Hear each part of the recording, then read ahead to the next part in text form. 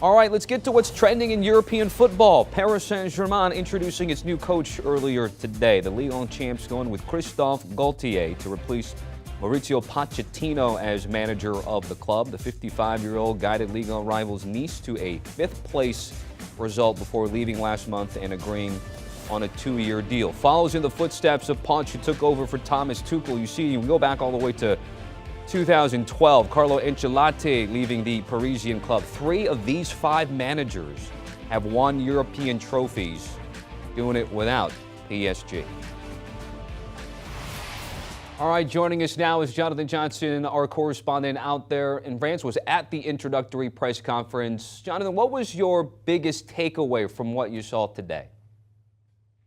I think the biggest takeaway was the clarity of the communication from Galtier to the press. I think he had a lot of strong messages. It's something to get excited about when you consider how PSG have not, they've struggled really for, a lot of discipline within the organization over the last couple of years. You've had a lot of egos running riot at times. And I think the thing that struck us most was the seriousness, now of this PSG project and what Galtier expects from the players moving forward. So I'm going to get to that in terms you talk about the egos and personalities, but I know Neymar was a big topic of conversation. What was the message from Galtier when it came to the topic of Neymar and PSG?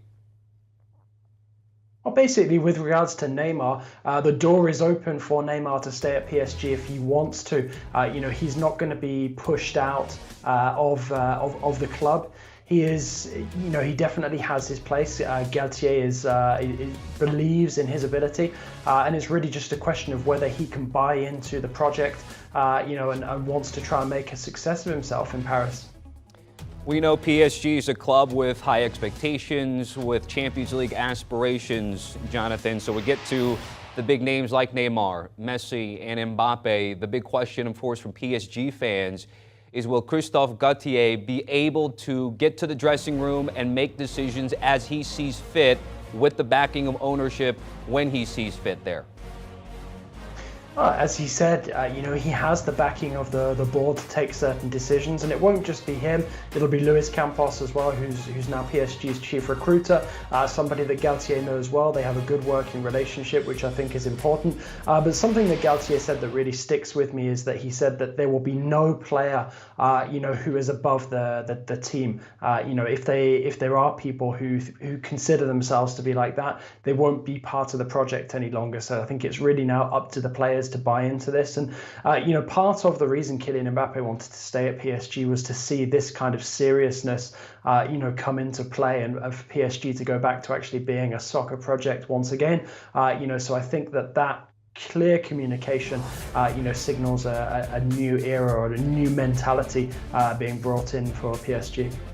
So things are optimistic where you are in terms of the future of PSG and Christophe Galtier. Before I let you go, Jonathan, what about Mauricio Pochettino? What do you anticipate is next for him? I know something you wrote for CBSSports.com. Yeah, so I think, Pochettino, the logical landing points for him now will be either, going back to the Premier League where his stock remains extremely high. His family, of course, still based in England as well, or La Liga. He has coaching experience in Spain as well. And, I'm sure that there are a number of clubs, who will have taken interest in his situation. There were rumors about Athletic Club based in Bilbao earlier this summer.